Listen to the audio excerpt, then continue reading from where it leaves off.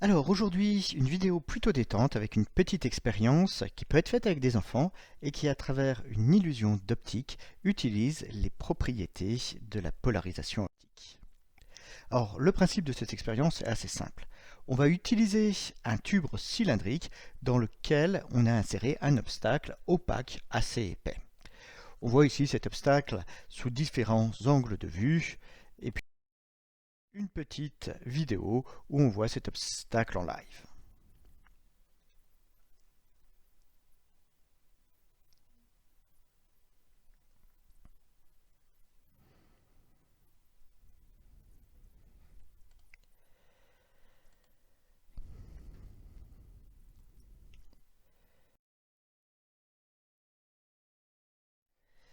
Et c'est là que la magie opère. En effet, on va voir que cet obstacle, eh bien, il va pouvoir être traversé par différents objets.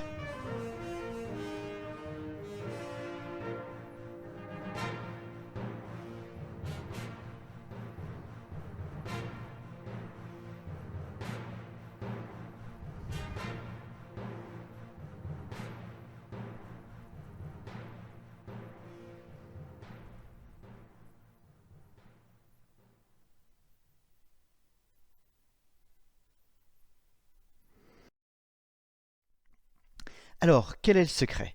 Comment expliquer qu'on voit clairement un obstacle dans le tube, mais que celui-ci est traversé sans souci?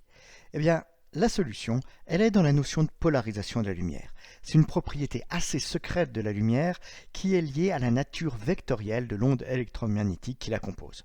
Si vous n'en avez jamais entendu parler, c'est normal, il faut faire des études scientifiques après le bac pour découvrir cette polarisation. Alors revenons un petit peu sur le montage. Le tube, nous l'avons réalisé avec simplement une feuille transparente de plastique que nous avons enroulée et scotchée. Tout le monde a cela à la maison. On peut aussi utiliser n'importe quel autre tube transparente, ça n'a aucune importance. L'élément clé, ce sont des films polarisants. C'est eux qui vont permettre de jouer avec la polarisation. Ce n'est pas forcément très cher, quelques euros, on en trouve à des prix tout à fait abordables sur Internet. Ces films vont nous permettre de jouer avec la propagation de la lumière. En effet, suivant l'orientation des films l'un par rapport à l'autre, soit la lumière va passer, soit elle va être bloquée. C'est notamment le cas quand les films sont disposés de façon orthogonale dans la zone de recouvrement, alors on a opacité totale. Nous allons exploiter cette propriété en insérant les films polarisants dans notre tube cylindrique. C'est dans la zone de recouvrement des films que l'obstacle virtuel opaque apparaît. Mais pour que ça marche, il est indispensable de croiser les directions des films. Ainsi, nous avons enroulé l'un des films suivant sa largeur, alors que pour l'autre, nous l'avons enroulé suivant sa longueur. Alors, si vous voulez comprendre toute la physique qui est sous-jacente, il faudra un peu plus d'efforts. J'ai enregistré plusieurs vidéos sur ce thème qui constituent en fait un chapitre entier de plusieurs heures pour des étudiants d'un niveau licence 3. Il faut savoir que ce phénomène de polarisation a aussi des applications dans le quotidien, avec par exemple les écrans d'affichage modernes qui reposent intrinsèquement sur ce phénomène. Ici, il faut bien croiser les directions de films polarisants.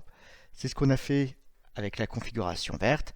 En effet, si on avait choisi d'aligner les directions du film polarisant, eh bien, on aurait obtenu ici la configuration rouge et on n'aurait pas eu cet obstacle virtuel qu'on voit.